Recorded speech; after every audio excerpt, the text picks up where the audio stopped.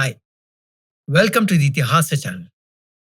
Today I talk about the house of lac, or the house of lacquer, the house of hemp, the house of resin, the house of ghee, the house of oil, and the house of every known inflammable material of the time. Om Namah Shivaya, Om Nagendraya Namaha, Om Amme Narayana, Om Namo Bhagavate Vasudevaya, Om Ganeshaya Namaha, Om Anjanaya Namaha, Om Kartikaya Namaha, Swami Sharanamayappo, Om Guruve Namaha. So the politics of the Hastinapur palace were never ending. And we were always given to believe that the politics originated from Duryodhana's uncle Shakuni, and that Shakuni was a mastermind who would instigate Duryodhana all the time and come up with these evil designs to kill the Pandavas. But in the original Mahabharata, Shakuni was always a yes man for Duryodhana, just like how Karna was. They were the people who Duryodhana would bounce his evil ideas off, come up with new evil ideas, and these were the people who were tasked with trying to find holes in these ideas, find out ways in which they would protect Duryodhana from harm if some of these ideas were to backfire. But in reality, every one of the ideas that would eventually come out from Duryodhana's mind had their origin in the evil seed that Kanika, that wily minister, had placed.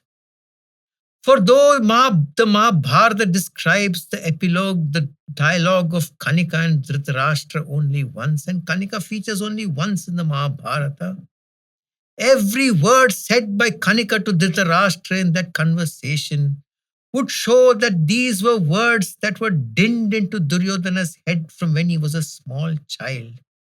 And every one of the actions that Duryodhana would do for the rest of the story would have its origins in that evil that was instilled in his mind by that wily minister Kanika. And every one of those evil designs that Duryodhana came up with had that imprint of Kanika on it. And so was this new plan, the house of lacquer, that was made by Duryodhana, and it came to fruition very almost, resulting the end of the Pandavas and their mother Kunti.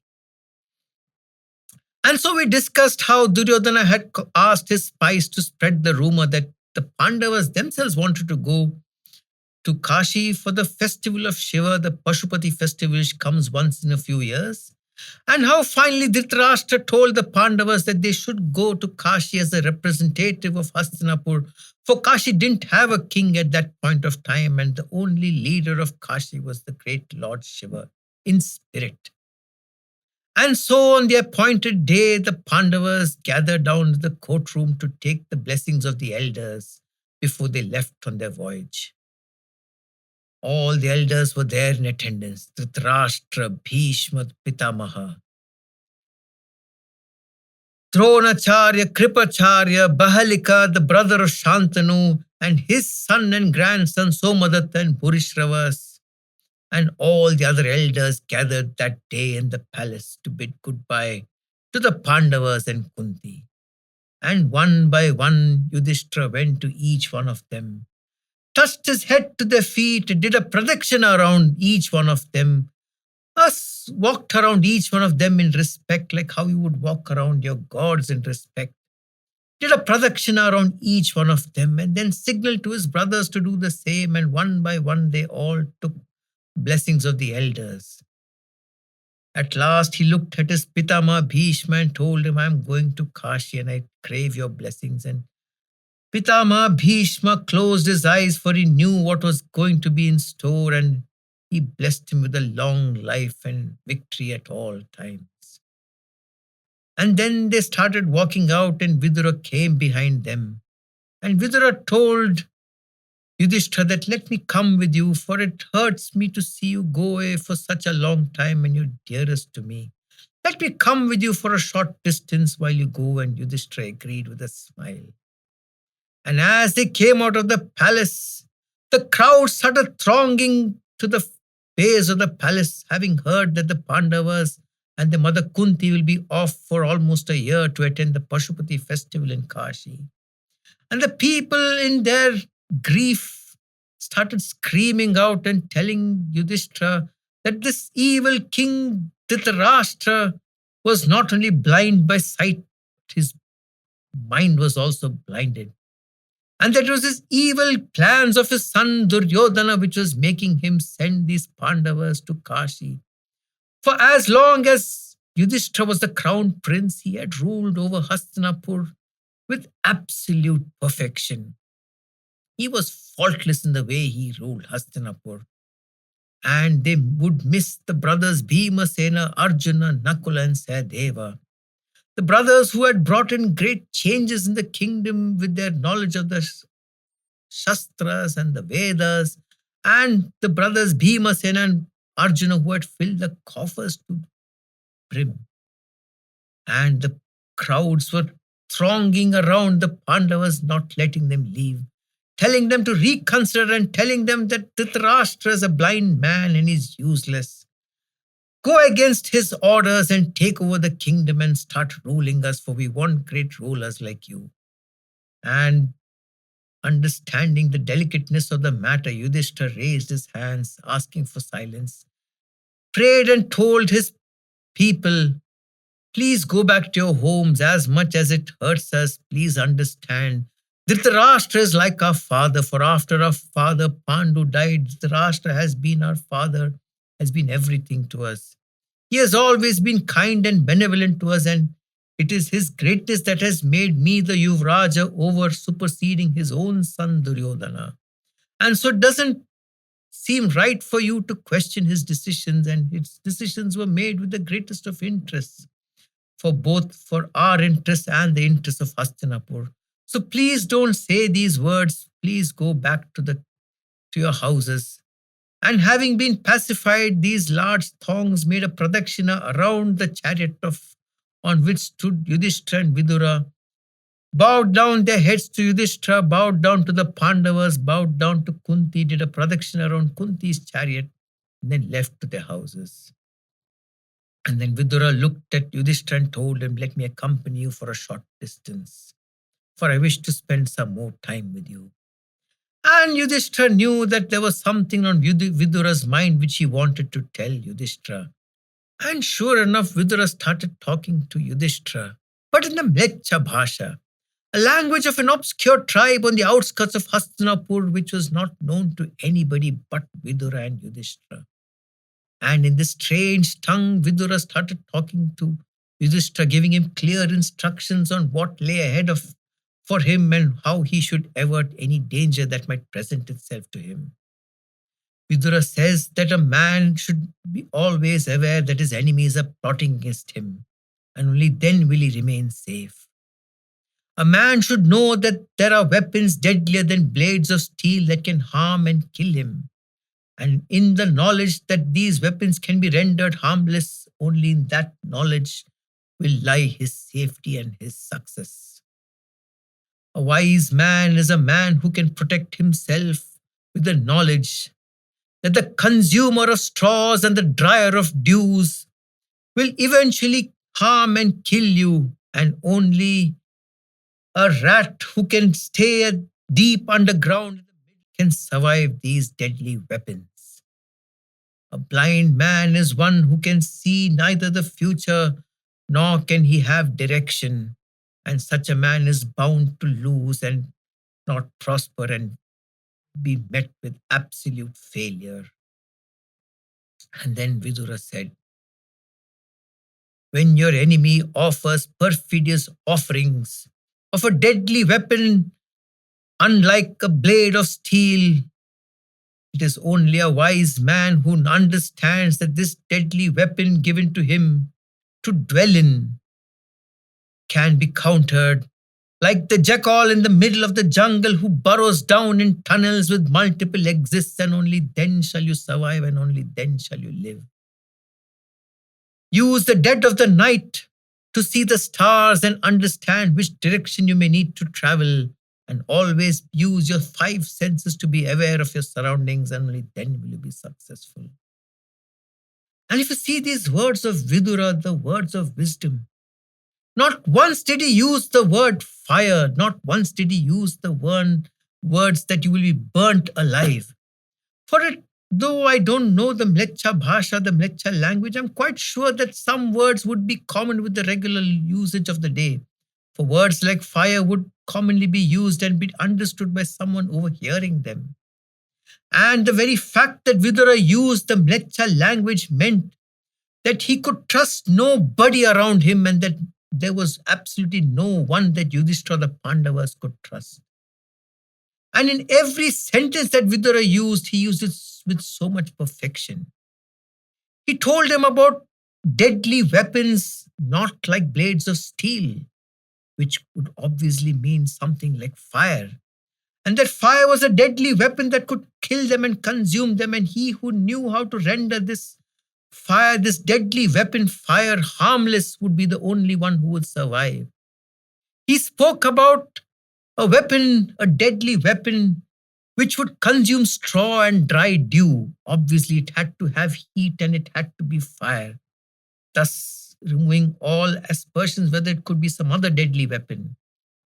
And he spoke about this deadly weapon that consumes straw and dries out the dew. And that the only way to escape that would be to burrow a hole deep in the ground, and only the rat which would have a hole deep in the ground, deep in the heart of the jungle, would escape this deadly weapon of fire. And then he said about how your enemy would give you a gift, an offering of a deadly weapon, not the blade of steel, and a deadly weapon which you dwell in, which meant it had to be a house where you would stay. A deadly weapon of fire, a place that you would dwell, and the only way out of it would be through a tunnel, like the cunning jackal who would go down into a tunnel deep under the earth, and hence remain safe from the fire. And in these few sentences, Vidura was able to convey to the intelligent Yudhishthira every aspect of danger that lay ahead for him, and every way out of this danger. And so saying, Vidura stopped the chariot, got down. Yudhishthira did a pradakshina around Vidura. Vidura did a pradakshina around Kunti, and they parted ways, and the Pandavas with their mother Kunti went along. It is said that they left on the 8th day of the Falguna month when the Rohini Nakshatra was rising. And they left towards the city of Kashi. They rode hard for 3 to 4 days before they finally reached the city of Shiva. On the way, at one point of time, when they had to stop at the side of the road to freshen themselves, and there was no one at earshot, Kunti came up to Yudhishthira and told him, Kshatri had a conversation with you. Vidura was lovingly known as Kshatri by a lot of his close friends and relatives. Kshatri was the word that was used for a person who was the son of a Shudra and a Brahmana. For Vidura was the son of a Shudra and a Brahmana, being the son of the Shudra Parishrami and the great Krishna Dvaipayana Veda Vyasa himself. And so this term Kshatri was used lovingly by a lot of close friends of Vidura, also giving us the idea that it was quite common for having people mix among the Varna system of those days. It was quite normal and quite acceptable. And she told him, Kshatri came and told you in a language which we couldn't understand. I wasn't aware of that language, but obviously it was something that he was very careful to ensure that nobody within earshot would hear. What was it that the great Vidura told you, my dear child? And looking around to see to it there were no prying ears and spies around, quietly and calmly Yudhishthira explained to his mother how Vidura had told him that there ahead lay a plan afoot created by the evil Duryodhana and probably with the consent of Dhritarashtra, that they would have to stay in a house in which they would be eventually burnt down. And he warned us that we should be scared of fire and be aware of fire, that only a person who would be able to tunnel down into the earth can be safe from this deadly weapon of fire. And these words brought a pang of fear in the heart of Kunti, for she knew that the dangers would never leave her sons and herself. And in deep thought, they set off back towards Kashi. On reaching Kashi, there were festivities galore. News had reached far before they had reached Kashi that the great princes, the Pandava princes of Hastinapur, were on their way with the beautiful mother Kunti to Kashi as representatives of the kingdom of Hastinapur. And everybody of Kashi had come out of their houses wearing the finest attire and the greatest chariots and the greatest vehicles. They all came and thronged the streets to welcome the great heroes of Hastinapur. Streets were decorated gaily with yak tails and flags flying everywhere, and there was a gay atmosphere in the air. And the crowds had thronged the roads, pouring down petals on the path of the great princes of Hastinapur who had come after so many years. And there to greet them was that evil Purochana with a white smile on his face. Seeing him, Yudhishthira knew that this was a man who was close to Duryodhana in the palace of Hastinapur, and this was a man who you had to be watchful over. And smiling back, Yudhishthira accepted the greeting of Purochana, and Purochana led them to the old palace of the erstwhile king of Kashi. For his wonderful masterpiece, the palace of Lac was not yet ready. And so it was also due that the great visitors, the official visitors of the kingdom of Hastinapur, should spend time in the ancient palace of Kashi.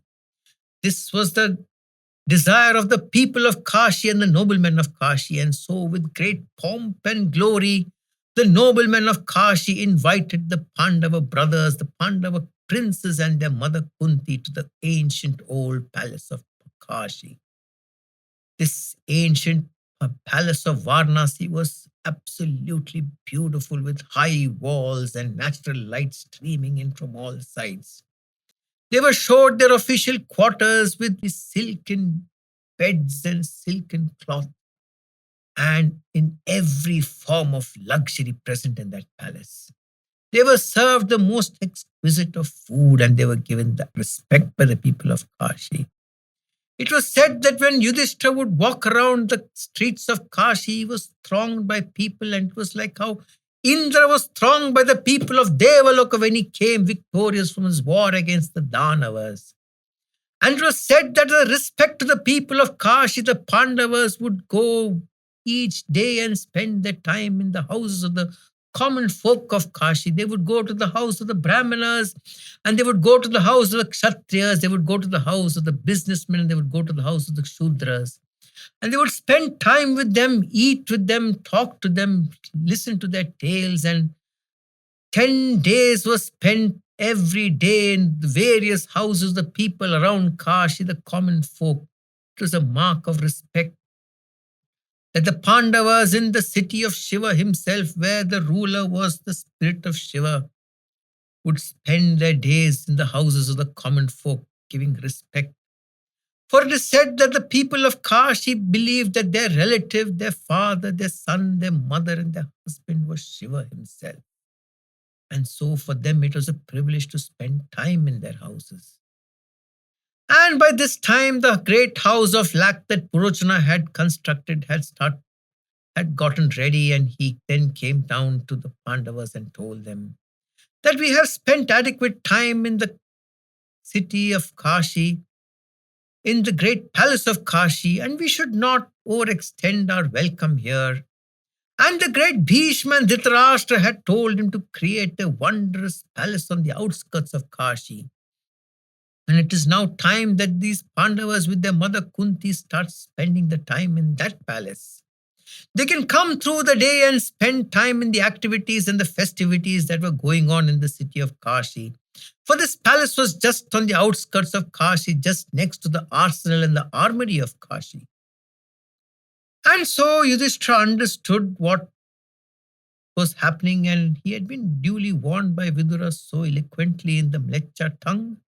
And so he agreed to come with his brothers and his mother to the great palace made by Purochana.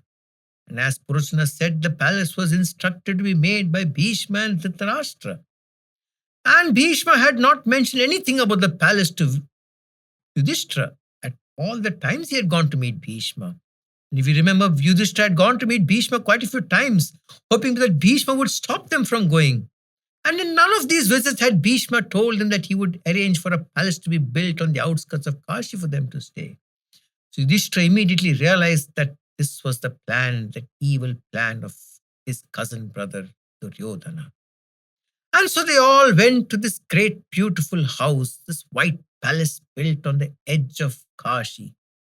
It was right next to the armory, and as Yudhishthira gazed at that palace, he realized that the huge high ramparts of the arsenal were absolutely abutting this white palace, thus preventing escape from one side. On the front was a huge deadly moat, and as they walked in through the single entrance, Yudhishthira noted that there were stakes under the water, both on the side of the palace and on the other side. For if you were to stop and someone from outside coming in or attacking, you would have stakes on the outside of the moat. Why would you have the stakes on the inside of the moat? And noticing this, Yudhishthira knew that these stakes built under the moat would also prevent people from escaping from the castle, especially if there were to be a fire. And as Yudhishthira started walking into the beautiful white palace, he noted that it was surrounded on all the other sides other than the arsenal by a dense, thick forest. A forest probably filled with wild animals, with no means of escape there too. Hence, they were truly surrounded. The large arsenal on one side, the ramparts of the arsenal on one side, a huge moat in the front, and a dense forest at the back. They were truly surrounded in this beautiful white palace. And as he walked towards the main door of this huge white castle, he noticed the huge bolts on the outside of the gate.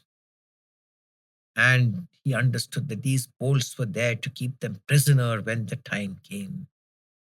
And the Pandavas started walking into the great white palace built by Purochana and were enamored by the extent of luxury it offered. The rooms were huge and spacious with high ceiling, with every bit of luxurious furniture known at the time in that place, in that great palace.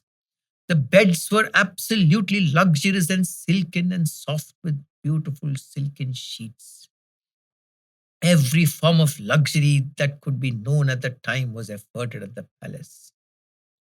And as Yudhishthira started discreetly smelling the air around so that it wouldn't come to the notice of Purochana what he was doing, he could get the smell of ghee and lard and lacquer and resin.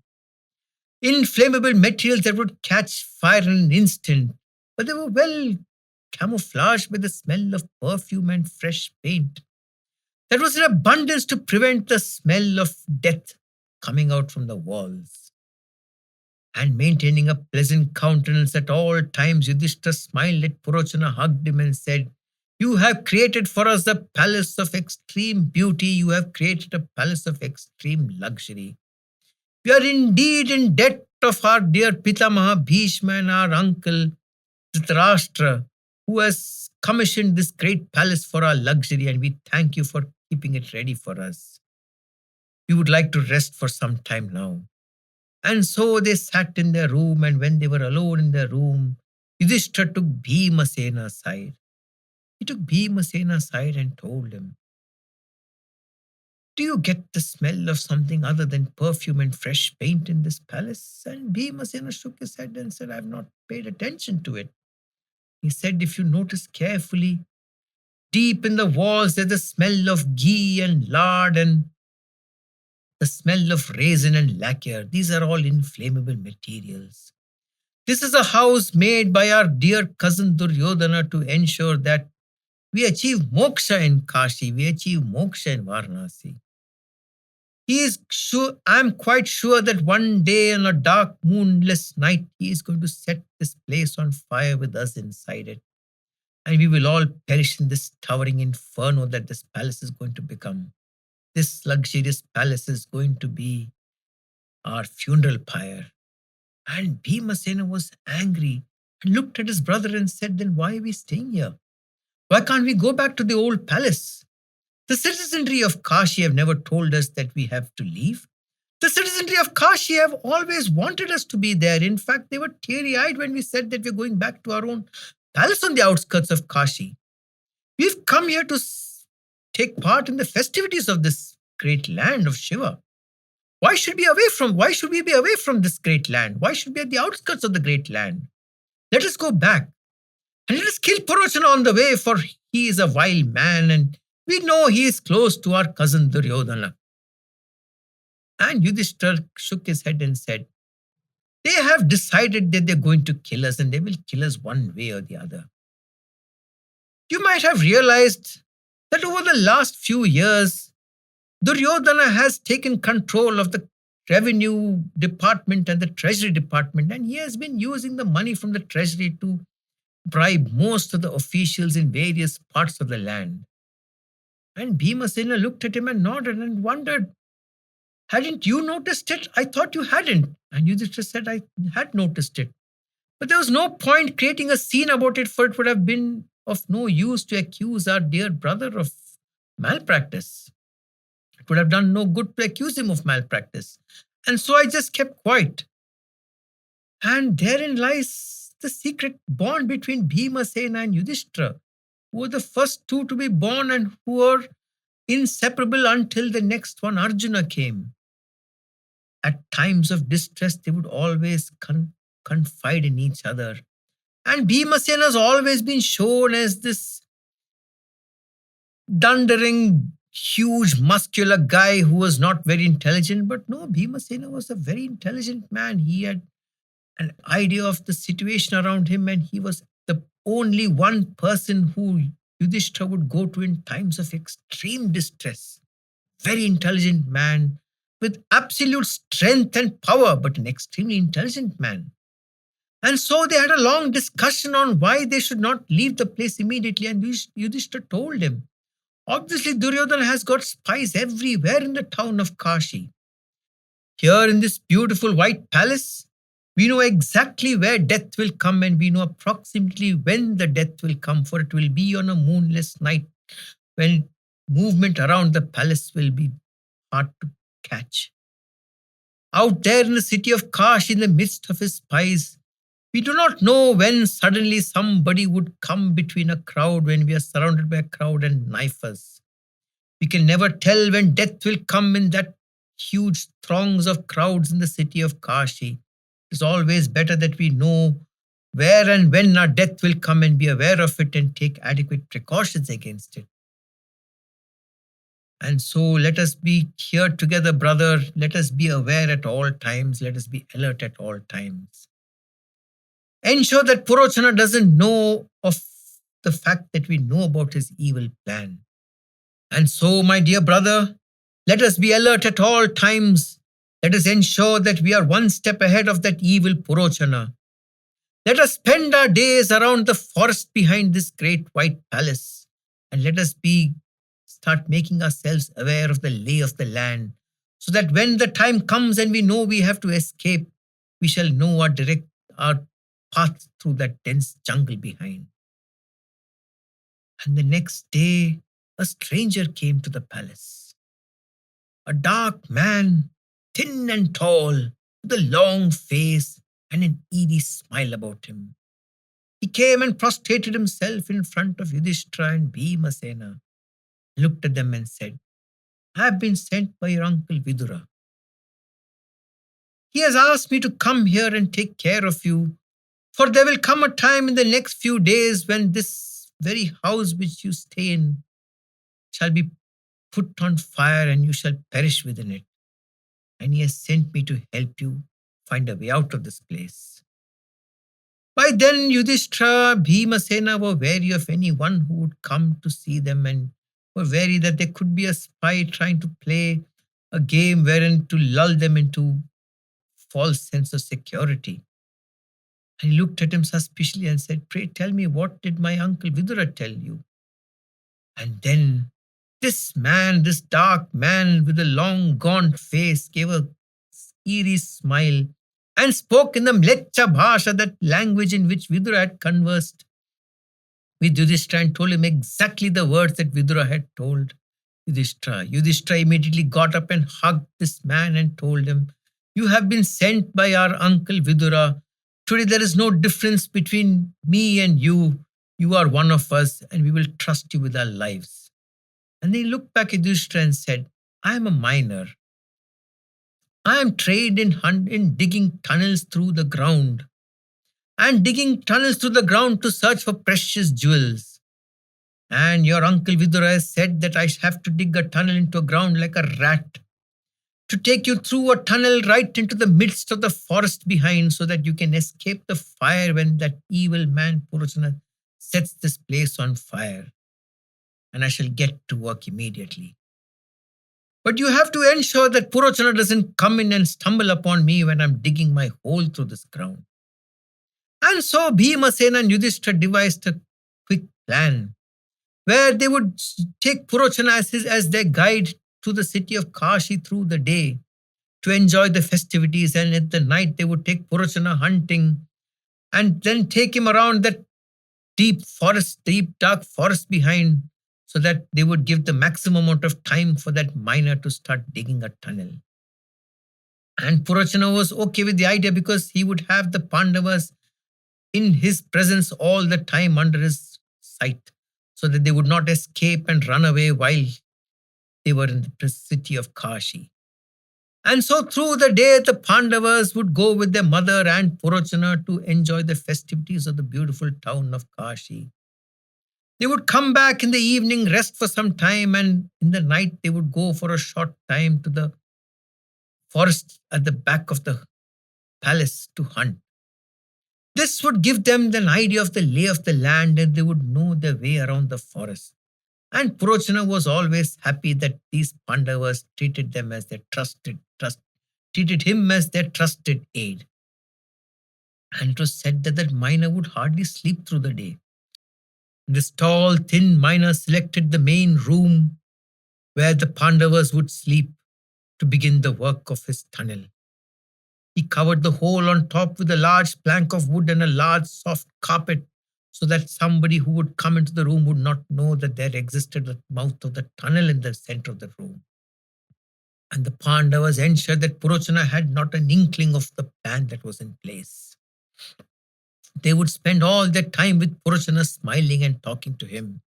And Purochana was lulled into this unsuspicious behavior of the Pandavas and knew that they had his full trust. Within a few days, once the miner had crossed the hard earth that lay below the great white palace, he started to come across soft mud, which made his work much easier. Day and night he tunneled with his absolute ferocity, creating a tunnel that was large enough to fit the great Bheema Sena, a tunnel long enough that extended far below the base of the great white palace, deep into the heart of the jungle behind. And finally, one day, the old tunnel opened out deep in the jungle, and he covered that opening with straw so that animals would not fall into it. And then, so saying, one day he came and told Yudhishthira and Bheema Sena that the tunnel is ready. By then, in small bits of pieces of information, the other Pandavas and Kunti had got to know about the miner who had been sent by Vidura, and how a great white tunnel had been created purely by hand and a few basic instruments like the spade, deep down under the palace through the hard earth and then through the forest, opening up in the heart of the jungle with its mouth hidden from wild animals. And so Kunti spoke one day to Yudhishthira and the brothers and said, "The moon is now in its wane, and in a few days the darkest moonless night of Amavasya is due.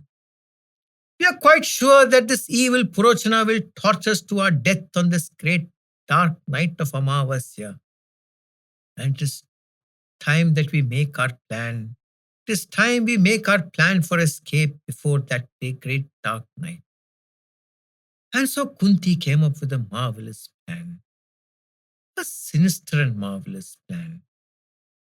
She said she would like to feed the people of Kashi, the poor people of Kashi, and the noblemen of Kashi, and she would like to organize a large feast in this great white palace. She selected a date a few days before the dark moonless night. And she told Purochana that I would like to ensure that this vast feast would be conducted on the grounds of this palace, and all the poor people of Kashi would be invited to come to partake of this feast. They also invited a few noblemen in that from the great city of Kashi to come to the great white palace. And so on the day of the feast, people from far and wide came to feast in the great palace. A feast of marvelous proportions which they had never laid eyes on. A spread they had never laid eyes on was laid out for them. And food and drinks and wine and liquor was in abundance. People were happy and merrily drinking and eating in that great feast. Bheema took charge of being the host for Purochana and started to ply him with drinks. After having consumed the Nagamrit at Nagaloka at Pramanakoti, Bhimasena could take in a lot of poisons, could take in a lot of intoxicants without getting affected by it. And so he ensured that Purochana went on drinking through the night until Purochana couldn't stand up anymore. And in a stupor, he lay down on the floor of the castle and went off to sleep. At the same time, all the other guests started to leave, and Kunti noticed there was one Nishada woman with her 5 children who had come there. Kunti took them aside to another room and plied these 6 people with further drinks and food. And seeing the loving benevolence of Kunti, who personally fed them and gave them food and filled their glasses to the brim, this Nishada woman and her 5 sons absolutely couldn't refuse this hospitality and went on drinking and eating until they too were down in a stupor and couldn't wake up and went off to sleep. And then Kunti called the miner in and had a meeting with her 5 sons. She told them, tonight's the night we have to make our way out. And the miner looked towards the 5 Nishada boys with their mother lying in a deathly stupor, having consumed too much to drink, and asked, what about these? And Kunti says that when the place is lit up and flames will eat up this palace, after the embers have died down, the people will come up to look for the corpses of the 5 brothers and their mother Kunti. And it is necessary for us to leave 5 male corpses and a female corpse behind, burnt in this great fire, others people will suspect that we have escaped. And these people will be the ones who will be there to show the people of Hastinapur, the evil king and his son, and their spies of Hastinapur, that the Pandavas have truly perished. And there was a discussion on whether that should happen or not. And then the miner nodded and said, what Kunti says is true. If this great palace has only the one corpse of Purochana, people will know that the Pandavas have escaped.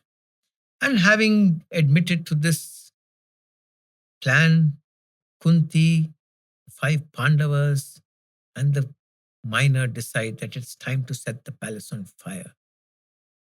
The miner immediately ran out of the palace and locked the gates from the outside and went off and mingled with the people of Kashi. Bhimasena looked at his brothers and mother and said, once I set fire to this palace, there will not be enough time for you to rush down the tunnel. Take the lead and rush down the tunnel. I shall set fire to this palace and then I shall come down behind you all, close behind you all. And so saying, Yudhishthira, Arjuna, Nakula, Sahadeva with their mother in front got down into the tunnel. The tunnel is wide enough for the huge Bhimasena to walk through. And in this wide tunnel, the 4 Pandava brothers and Kunti started going towards the forest, while Bhimasena took a torch and lit it. He first walked into the room of Purochana and lit the walls around him. Purochana, deep in his drunken stupor, did not move a muscle. And then Bhimasena went around the great white palace, setting the walls on fire, and he noticed that in an instant these walls caught fire and the fire started leaping unbelievably fast. And he had just enough time to rush towards the tunnel, cover the opening of the tunnel with a few bricks, and rush down the tunnel. And he had barely got into the tunnel when he heard the flames leaping up and lapping against the walls of the great white palace. In absolute silence, they started to run across the tunnel deep to the jungle where the opening lay. As they ran through the tunnel, the thunderous sounds of the walls collapsing and the flames eating into the inflammable walls could be heard and magnified in the tunnel, and brought fear into the hearts of Kunti and the five Pandavas. But within a short time, they had reached the opening deep in the jungle, which was covered by some straw, and they got out. As they got out of the tunnel, they looked back, and in a distance, they could see the reddish golden hue of the flames leaping high, tearing down that white great palace. And a shudder ran through their heart.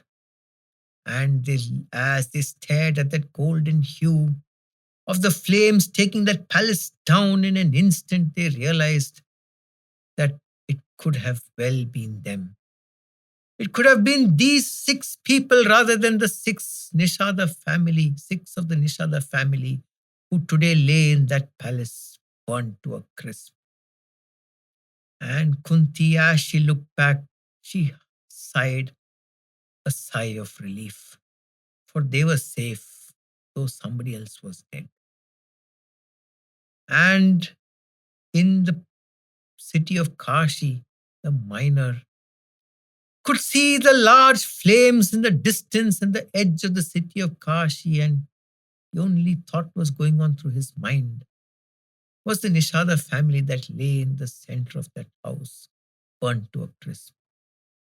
And he thought to himself what a cold-blooded woman she was, who plied that family with food and drinks and got them into a deathly stupor and let them stay in the palace to be burnt. Oh, what a woman she was, for as beautiful as she was, her heart was cold, for she could let her family die so that her family could live. And thinking this, he knew that she will have to bear the karma of her actions. Om Namah Shivaya, Om Nagendra Namaha, Om Amme Narayana, Om Namo Bhagavate Vasudevaya, Om Ganeshaya Namaha, Om Anjanaya Namaha, Om Kartikaya Namaha, Swami Sharanamayyappo, Om Guruve Namaha.